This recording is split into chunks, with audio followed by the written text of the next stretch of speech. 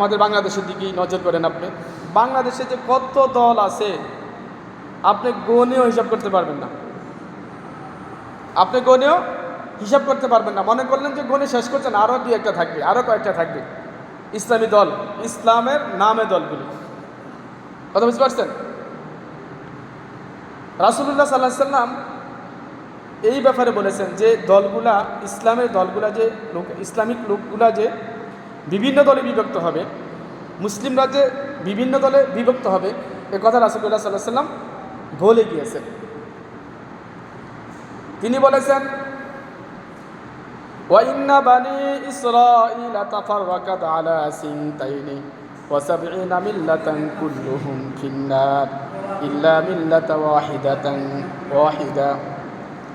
বনি ইসরাঈলদের মধ্যে ৭২টি দলে বিভক্ত হয়েছিল।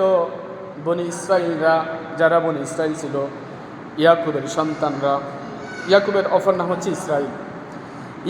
ইয়াকুবের সন্তানরা তাদের ধর্মটাকে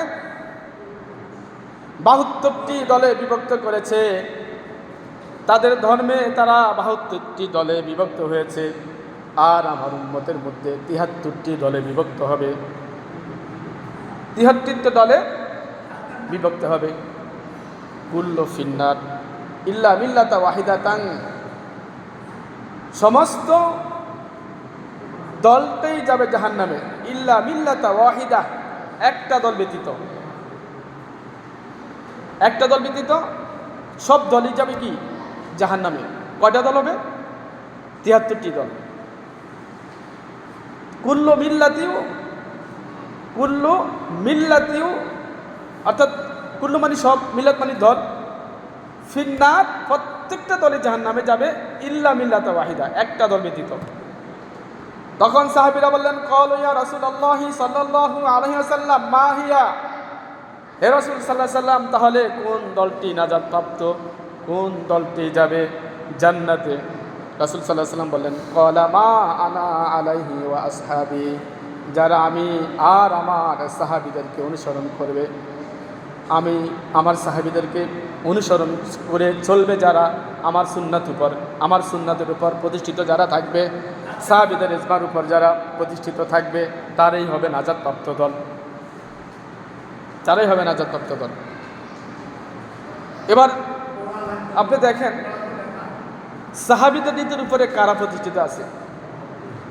আপনি আমি সাহাবীদের নীতির উপরে কি প্রতিষ্ঠিত আছি? আমি বাংলাদেশে একটা ইসলামী দলকে দেখি না যে সাহাবীদের নীতির উপরে প্রতিষ্ঠিত আছে। আলহামদুলিল্লাহ, যারা কোরআন এবং সুন্নাহ মেনে চলে, কোরআন এবং সুন্নাহ মেনে চলে, একমাত্র তারাই হচ্ছে রাসূলের দ্বীনের উপরে, তারাই হচ্ছে রাসূলের ধর্মের উপরে প্রতিষ্ঠিত আছে। মহান আল্লাহ তাআলা বলেন, ইন্নাল্লাযীনা ফাররাকু দীনাহুম আকানু শিয়াআন লাস্তা মিনহুম, হে রাসূল, অবশ্যই যারা নিজ ধর্মকে খণ্ড বিখণ্ড করেছে, নিজের ধর্মের মধ্যে দলাদলি করে, এই ইসলাম ধর্মের বিভিন্ন নাম ব্যবহার করে, তাদের সাথে আপনার কোনো সম্পর্ক নেই। যারা ইসলাম ধর্মটাকে বিভিন্ন দলে বিভক্ত করেছে, তাদের সাথে আপনার কোনো কি নেই, সম্পর্ক নেই। এখন নাম ধরে বলতে হয়। আপনি দেখেন এই ইসলাম ধর্মটাকে কেহ দিয়েছে হেফাজত ইসলাম, আবার কেহ দিয়েছে জামাত ইসলাম, আবার কেহ দিয়েছে চরমুনা ইসলাম, কেহ দিয়েছে সারসিনা ইসলাম, সরসিনা ইসলাম, আবার কেহ দিয়েছে আত্মসি ইসলাম, আবার কেউ দিয়েছে ভান্ডারি ইসলাম। তাহলে আপনি দেখেন কতগুলা নাম করেছে এই ধর্মটার, অথচ ইসলাম একটাই, ইসলামের নবী একজনই, মুহাম্মদ সাল্লাল্লাহু আলাইহি সাল্লাম, কোরআন একটাই, আর কোরআনের ব্যাখ্যা একজনই দিবেন, তিনি হচ্ছেন রাসূল সাল্লাল্লাহু আলাইহি সাল্লাম, হাদিস। তাহলে এত ধর্ম এত বিভক্ত হবে কেন? ধর্ম নিয়ে এত বাড়াবাড়ি কেন? যে পারে সেই ধর্মের একটা নাম রেখে দেয়। মহান আল্লাহ তাআলা বলেন, ওমান হাসানু কওলাম মিম্মান দাআ ইলাল্লাহি ওয়া আমিলা সালিহাও ওয়া ক্বালা ইন্নানি মিনাল মুসলিমিন। তার চাইতে উত্তম কথা কার হতে পারে? তার চাইতে উত্তম কথা কার হতে পারে? যে ব্যক্তি নিজেও সৎ পথে থাকে এবং লোকেদেরকে সৎ পথে ডাকে, আল্লাহর পথে ডাকে। লোকেদেরকে কার পথে ডাকে? আল্লাহর পথে ডাকে, কোরআনের পথে ডাকে, হাদিসের পথে ডাকে, নবীর পথে ডাকে। আর সে যখন তার পরিচয় দেয়, সে বলে ওয়ানা মিনাল মুসলিমিন, আমি হলাম মুসলিম। আমি কি? মুসলিম।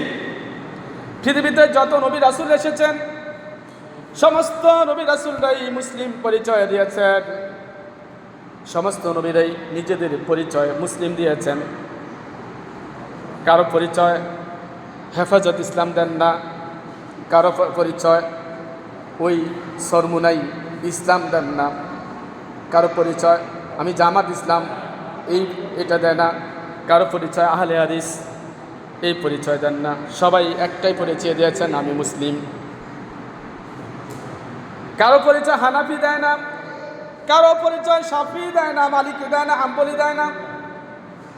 সকল নবী রাসূলরাই তাদের পরিচয় দিয়েছে মুসলিম। এই জন্য আমরা এই মুসলিম। এই জন্য কি আমরা মুসলিম? আমাদের মুসলিম পরিচয় দিতে হবে।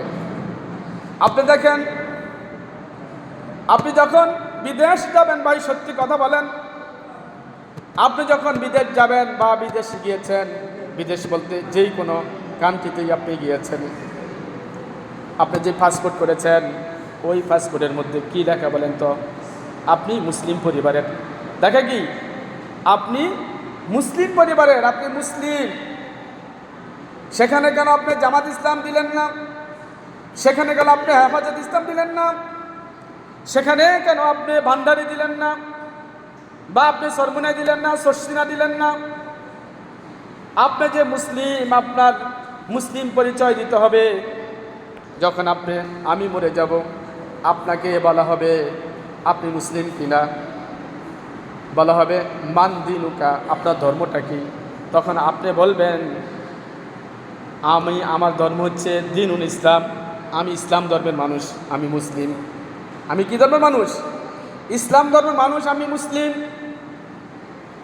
মুসলিম হতে হলে শুধু কেবল আল্লাহ তাআলার আদেশ মেনেই চলতে হবে, রাসূলুল্লাহ সাল্লাল্লাহু আলাইহি সাল্লামের দেখানো পথে চলতে হবে। আল্লাহ তাআলার আদেশ মেনে চললেই হবে, রাসূলের দেখানো পথেই চললে হবে, আপনি মুসলিম হয়ে যাবেন। আপনাকে আর অন্য কোনো নামে আপনার পরিচয় দিতে হবে না। আপনি যদি কোনো শিক্ষকের কাছে যান, কোনো পীরের কাছে যান, তার পরিচয় কেন আপনি দিবেন? আপনি তার কাছে শিখতে পারেন। আপনি যদি রাসূলুল্লাহ সাল্লাল্লাহু আলাইহি সাল্লামকে, রাসূল সাল্লাল্লাহু আলাইহি সাল্লামের সঠিক দিন পেতে চান, তাহলে তো আপনাকে যারা কোরআন সুন্নাহ বুঝে, যারা কোরআন সুন্নাহর অধ্যয়ন করে, কোরআন সুন্নাহ দিয়ে যারা পথ দেখিয়ে দেয়, আপনি তো তাদের কাছে যেতেই হবে, যাবেনই। এই জন্যই যে আপনি তাকেই পীর মানতে হবে, এই জন্যই যে সে আপনাকে জান্নাতে নিয়ে যাবে, এই কথা বলাটাই কি বেকার, একটা ফাইজলামি, একটা ফাইজলামি। কিয়ামতের দিন কে পারবে আপনার জন্য সুপারিশ করবে? এমন কে আছে আপনার জন্য সুপারিশ করবেন? আপনি যখন আয়াতুল কুরসি পড়েন, আপনি দেখেন না, আল্লাহু লা ইলাহা ইল্লাহু আল হাইয়ুল কাইয়ুম লা তা'খুযুহু সিনাতুহু ওয়া লা নাওম লাহু মা ফিস সামাওয়াতি ওয়া মা ফিল আরদ মান যাল্লাযী ইয়াশফাউ ইনদাহু ইল্লা বিইজনিহি। এই যে বললাম, এই কথাটাই বলতে চাইছিলাম, মাঝখান থেকে আয়াত টান দিলে আসে না। মান যাল্লাযী ইয়াশফাউ ইনদাহু মান যাল্লাযী ইয়াশফাউ ইনদা ইল্লা ইয়াহু মান যাল্লাযী ইয়াশফাউ ইনদাহু ইল্লা বিইজনিহি। সেদিন বলা হবে, কিয়ামতের দিন বলা হবে, কে আছে এমন কে আছো যে আল্লাহ তাআলার অনুমতি ব্যতীত, আল্লাহ তাআলার আদেশ ব্যতীত সুপারিশ করবে? কে আছো? আছে কি কেউ যে আল্লাহ তাআলার আদেশ ব্যতীত সুপারিশ করবে কেউ কারোর জন্য? আল্লাহ তাআলার আদেশ ব্যতীত একজনও সুপারিশ করতে পারবে না। একটা হাদিস শরীফের মধ্যে আসছে, কিয়ামতের দিন সমস্ত উম্মতরা একত্রিত হবে, সমস্ত উম্মতরা একত্রিত হবে, একত্রিত হয়ে প্রথমেই যাবে ওই হাসরের ময়দানে, দৌড়ে যাবে আদম আলাইহিস সালাতু ওয়াস সালামের কাছে। আদম আলাইহিস সালাতু ওয়াস সালামকে দেখলে চিনবেন, উম্মতরা চিনবেন, বলবেন ও আমাদের পিতা, আমরা তো আপনার সন্তান। আজকে আমরা এই যে হাসরের ময়দানে খুবই কষ্টে আছি, যান না আপনি আল্লাহ তাআলাকে বলেন না, আল্লাহ তাআলা যেন খুব দ্রুত আমাদের হিসাব নিকাশগুলি করে দেন, আর আমাদের হিসাব নিকাশগুলি যেন সহজ করে দেন, আমাদের জন্য একটু শাফায়াত করেন, সুপারিশ করেন। শাফায়াত মানে সুপারিশ করা। আদম আলাইহিস সালাম বলবেন আজ আমার কোনো অনুমতি নেই সুপারিশ করার, জানি না আমি নিজের জন্যই তো আমি চিন্তিত, জানি না আল্লাহ তাআলা আজ আমার সাথে কি ব্যবহার করবে। কে বলবে? আদম আলাইহিস সালাম বলবেন। তিনি উম্মতদেরকে বলবেন জানি না আল্লাহ তাআলা আজ আমার সাথে কি ব্যবহার করে, আমি কি লাঞ্ছিত হই কিনা, আমি তো নিজের জন্যেই ইয়া নাফসি করি। আমি তো আল্লাহকে বলি আল্লাহ আমাকে রক্ষা করো, আল্লাহ আমাকে রক্ষা করো। তাহলে আমি তোমাদের জন্য আজ সুপারিশ করার ক্ষমতা আমার নেই, আমি আমাকে নিয়ে চিন্তিত আছি, চিন্তায় আছি। তখন বলবে ও আমার পিতা, তাহলে আমরা কি করব, কার কাছে যাব? তিনি বলবেন যাও ওই যে নূহ আলাইহিস সালামের কাছে যাও। নূহ আলাইহিস সালামের কাছে যখন উম্মত যাবে, নূহ আলাইহিস সালাম বলবেন, নূহ আলাইহিস সালাম বলবেন আপনি আমাদের জন্য সুপারিশ করেন। নূহ আলাইহিস সালাম একই কথা বলবে, আমি তো আমার নিজের জন্যই চিন্তিত, আমি আজ তোমাদের জন্য কোনো সুপারিশ করতে পারবো না, জানি না আল্লাহ তাআলা আমার সাথে কি ব্যবহার করে, আমি এটাই তো জানি না।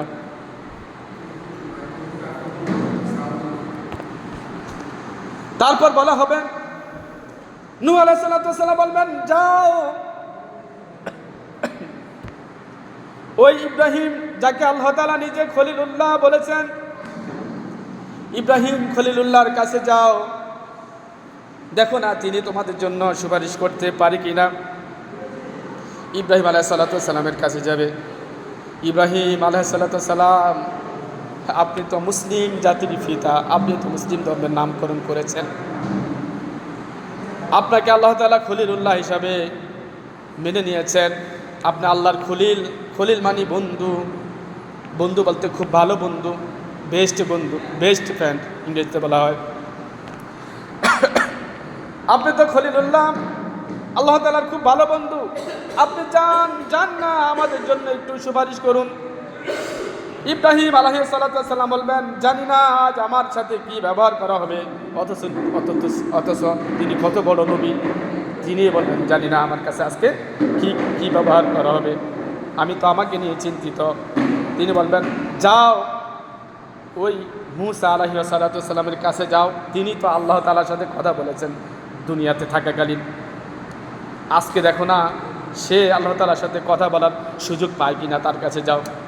উম্মতরা দৌড়ে যাবে, মূসা আলাইহিস সালামের কাছে যাবেন, গিয়ে বলবে ও মূসা নবী, আপনাকে তো কালিমুল্লাহ বলা হয়েছে, আপনি আল্লাহ তাআলার সাথে কথা বলেছেন, আজ যদি আমাদের জন্য একটু সুপারিশ করতেন, আমাদের বিচারটা যেন তাড়াতাড়ি করে দেয়, আর আমাদের পাপগুলি যেন ক্ষমা করে দেয়, আমাদের হিসাব যেন সহজ করে দেয়, একটু সুপারিশ করুন আমার জন্য।